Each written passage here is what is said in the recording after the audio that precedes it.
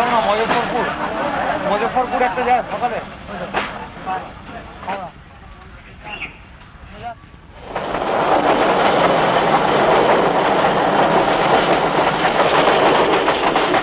হঠাৎ অসিত ধরা একেবারে আজ ভোরবেলাতেই চলে গেল?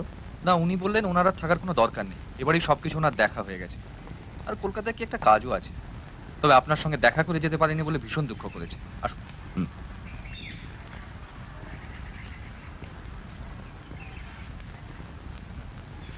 ওর পছন্দ মতো জিনিসপত্র কিছু পেয়েছে? মানে দামি কোনো অ্যান্টিক? এরকম কিছু নয়, কয়েকটা পুরোনো আমলের ভাঙা অকেজো ঘড়ি, একটা আদ্যিকালের প্লেট ক্যামেরা, আর ওই ড্রেসিং টেবিলের হাতল। টেবিলটা নেই, শুধু কাঁচের হাতলটা পড়েছিল, সেটা ওর খুব পছন্দ হয়েছে। সব মিলিয়ে দাম ধরেছে এই 3000 টাকা। আমি তো ওগুলো ফেলে দেবই ভেবেছিলাম। তোমাদের খ্রিস্টান দাদুর ঘর থেকে কিছু পাইনি?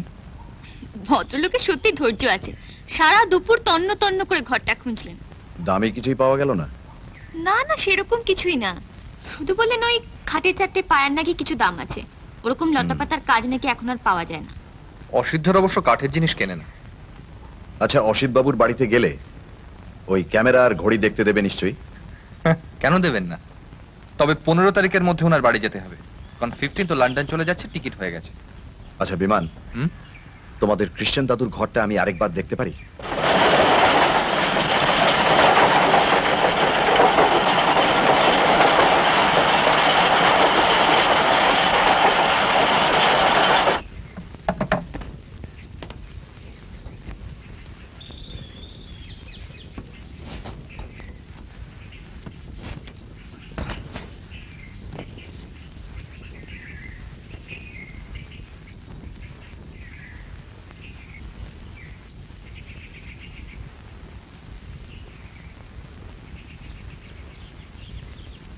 ইস, এই শরীর নিয়ে মিছিমিছি কষ্ট করলেন।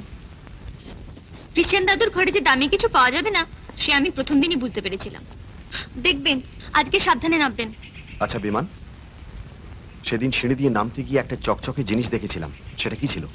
আর বলবেন না, সামান্য একটা প্রিজমের টুকরো। একটা অদ্ভুত ব্যাপার জানো দীপা, সেদিন রাত্রে যখন একা একা ছাদে ঘুরে এলাম, তখন কিন্তু ভূতের দেখা পেলাম না, অথচ দিনের বেলা সিঁড়ি দিয়ে নামতে গিয়ে আমি ভূতের ঠেলা খেলাম। সে কি, সেদিন আপনাকে ভূতে ঠেলা মেরে ফেলে দিয়েছিল? না হলে কি এমনি এমনি পড়ে গেলাম?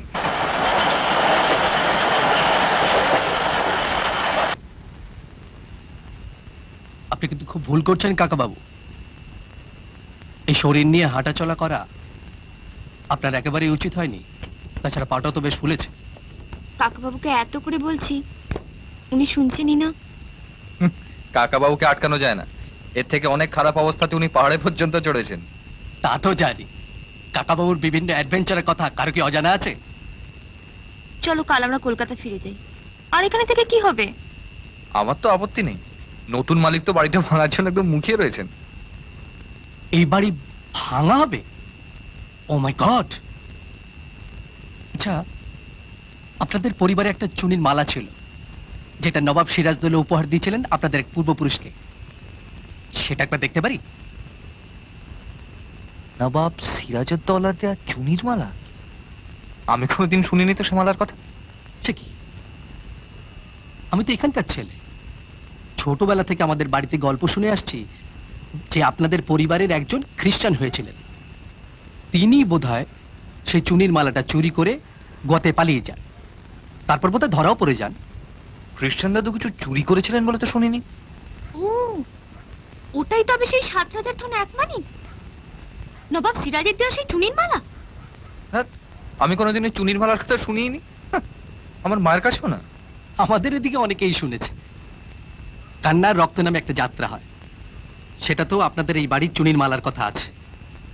নবাব সিরাজদৌল্লা মালাটা আপনাদের এক পূর্বপুরুষকে বিয়েতে উপহার দিয়েছিলেন। সিরাজকে যেদিন মেরে ফেলা হয় মুর্শিদাবাদে, সেদিন এই মালাটা থেকে ফোঁটা ফোঁটা রক্ত পড়েছিল। Doctor Shiben Sharma, don't forget that you are a student of science. আপনি এই সমস্ত গাঁজাখুরি গল্পে বিশ্বাস করেন? কান্না টান্নার ব্যাপারগুলো বোধহয় বানানো, কিন্তু এইরকম একটা ঐতিহাসিক মালা আপনাদের পরিবারে বোধহয় সত্যিই ছিল, সেটা খুঁজে পাননি? আপনার পাগলা দাদু তো ছাদের উপরে ঘরটায় থাকতেন। ঘরটা খুঁজে দেখেছেন ভালো করে?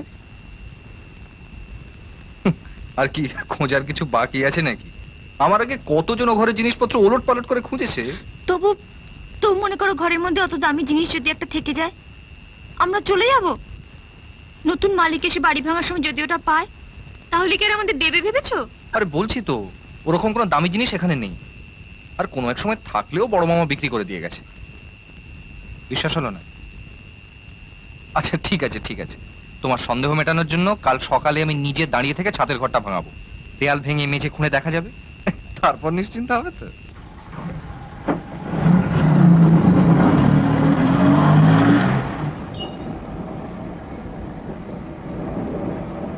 যাত্রার গল্পটা বেশ বানিয়েছে। নবাব সিরাজকে খুন করা হলো মুর্শিদাবাদে, আর বীরভূমে তোমাদের বাড়িতে তার দুঃখে চুনির মালা থেকে রক্ত ঝরতে লাগলো।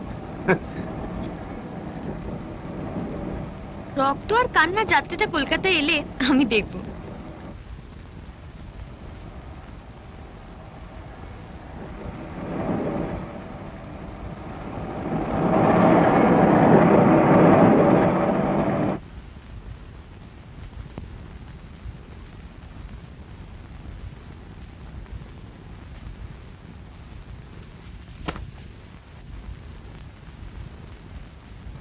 কি হয়েছে কাকাবু? তেমন কিছু হয়নি, পরে বলবো। বিমান দাদের সেই পুরনো বাড়িটাতে কোনো গুপ্তধনের সন্ধান পাওয়া গেল? তোর পরীক্ষা কেমন হচ্ছে? বেশ ভালো, সব সোজা সোজা কোয়েশ্চেন এসেছে। আর কটা বাকি আছে? মোটে একটা, কালকে শেষ। বেশ, এখন মন দিয়ে পড়াশোনা কর, পরীক্ষাটা শেষ হোক, তারপর ওখানকার গল্প করবো। একটু বলো না কাকাবু প্লিজ। ওখানে মারামারি হয়েছিল? ওসব এখন তোকে মাথায় ঢোকাতে হবে না। এখন মন দিয়ে পড়াশোনা কর, আগে পরীক্ষাটা শেষ হোক, তারপর তোকে কয়েকটা কাজ করতে হবে। বলো কমিশনার সাহেব, কি খবর বলো? আমার কথা বাদ দাও। না, আমি কলকাতায় ছিলাম না। আমি ওই বীরভূমের আলীনগরে একটা খুব পুরনো আমলের বাড়ি দেখতে গিয়েছিলাম। হ্যাঁ, দারুণ বাড়িটা। দেখা হলে সব আর শোনো, আমার একটা কাজ করে দিতে হবে। এক ভদ্রলোকের ডিটেলস আমার দরকার। ঠিক আছে, তুমি নামটা বলো। হুম হুম হুম কাল রাত্রির মধ্যে তুমি সব খবর পেয়ে যাবে।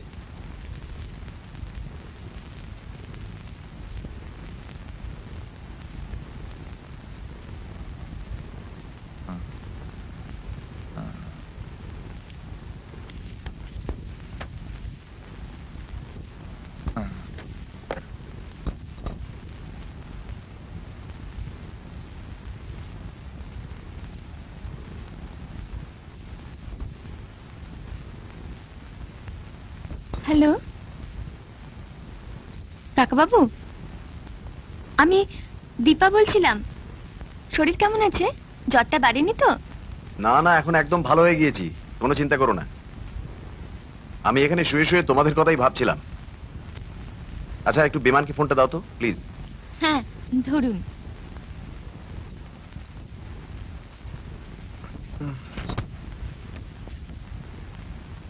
বলুন কাকাবাবু।